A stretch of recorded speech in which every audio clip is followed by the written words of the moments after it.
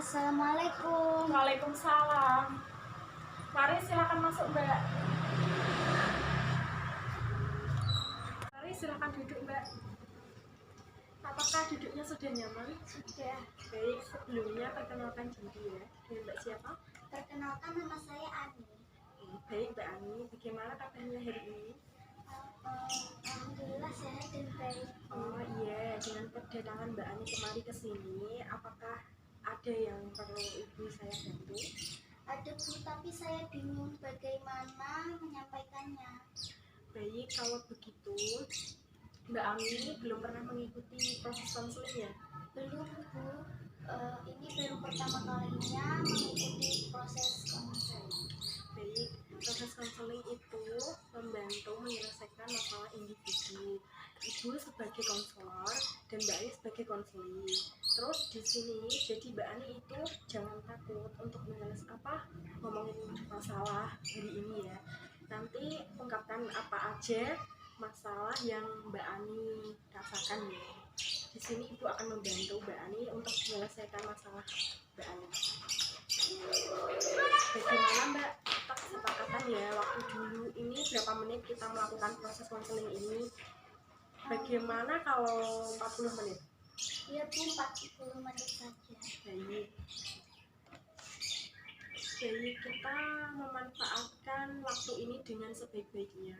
Iya Bu. Kelihatannya Mbak Ani masih bingung ya?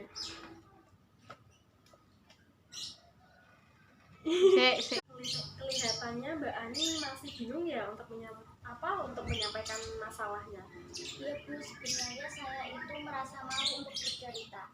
Sekarang saya sudah mempunyai keberanian. Bagus sekali, Mbak Ani sudah mempunyai keberanian untuk terbuka untuk menceritakan masalah ini. Ya Bu, begini Bu, ada yang saya ingin sampaikan.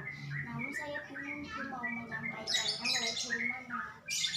Ibu mengerti apa yang Mbak Ani rasakan, namun di sini Mbak Ani tidak perlu bingung untuk menyampaikan masalah ini. Sebelumnya, apakah Mbak Ani ini sudah pernah mengikuti proses konseling? Belum Bu. Baik, jadi Mbak Ani di sini jangan takut, langsung cerita aja kepada Ibu, sampaikan apa itu masalahnya di sini.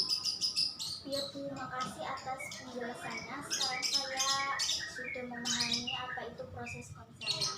Baik, terima kasih atas penjelasannya. Sekarang Mbak Ani sudah memahami apa itu proses konseling? Sudah. Sekarang Mbak Ani coba ceritakan apa yang Mbak Ani rasakan saat ini. Gini Bu, saya ada masalah dalam proses belajaran online Bu. Dan masalah itu membuat saya malu, tidak percaya diri dan sedih Bu. Saya sedih melihat teman-teman saya bisa mendapatkan nilai tinggi saat ulangan hariannya Bu. Oh begitu ya.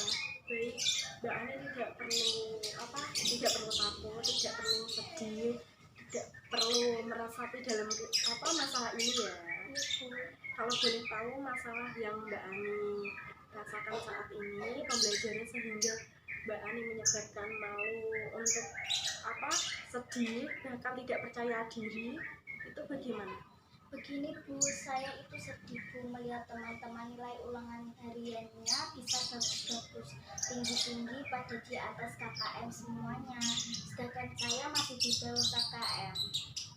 Oh begitu ya. Lalu padahal Bu, pada saat Bapak Ibu guru mengajar atau menjelaskan secara online, juga saya itu memperhatikan dengan baik Bu. Tetapi kenapa pada saat ulangan materi yang saya ingat itu hanya sedikit. Oh begitu ya Mbak. Terus apakah Mbak Ani sebelum ulangan selalu belajar terlebih dahulu untuk mengulang materi yang Mbak Ani diberikan pada ibu atau bapak ibu guru di sekolahan? Ya Bu, sebelum ulangan saya selalu belajar terlebih dahulu. Tapi saya tidak bisa mengingat materi yang saya pelajari Bu. Begitu ya Mbak. dari sejauh ini, dari pembicaraan kita dapat disimpulkan bahwa Mbak Ani ini dapat mempunyai masalah dalam proses pembelajaran, begitu ya Mbak? Mari kita diskusikan rencana apa saja yang dapat memecahkan masalah Mbak Ani dalam pembelajaran ini. Kalau boleh coba ceritakan lebih rinci lagi apa yang Mbak Ani rasakan. Coba ceritakan. Baik Bu, dari awal ya, saya itu sedih lihat teman saya yang pada saat ulangan harian itu nilainya bagus-bagus, sedangkan nilai saya rendah Bu.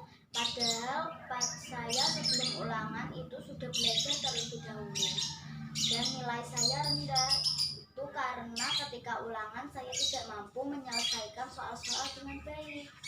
Oh, begitu ya Mbak. Mbak Ani itu tidak dapat mengerjakan soal dengan baik itu karena apa? Kenapa gitu? Karena itu materi yang saya pelajari itu hanya mampu saya ingat sebagian Bu. Begitu ya. Pada saat mengerjakan soal ulangan, apakah Mbak Ani itu merasa cemas, merasa takut atau tidak? Tidak Bu, saya bingung kenapa daya ingat saya seperti ini. Apakah Ibu tahu kenapa daya ingatan saya seperti ini?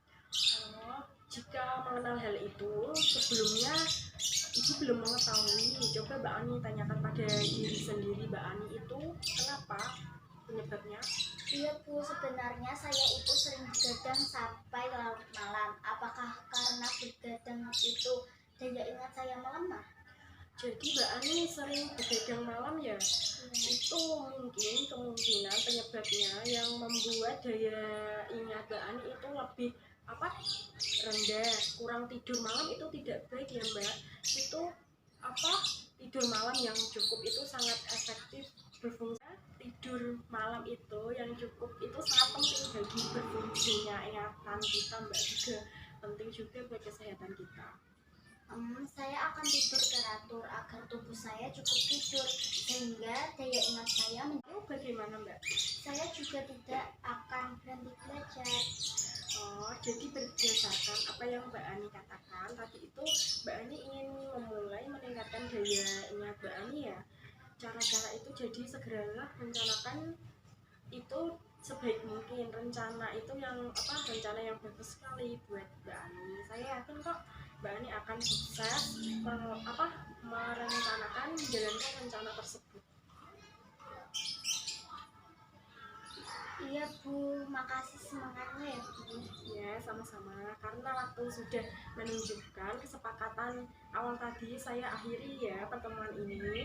Jika nanti Mbak Ani mau melanjutkan pembicaraan ini, bisa di lain waktu hari. Iya Bu, saya keluar dulu Bu. Assalamualaikum. Ya, waalaikumsalam. Sama-sama ya. Yes.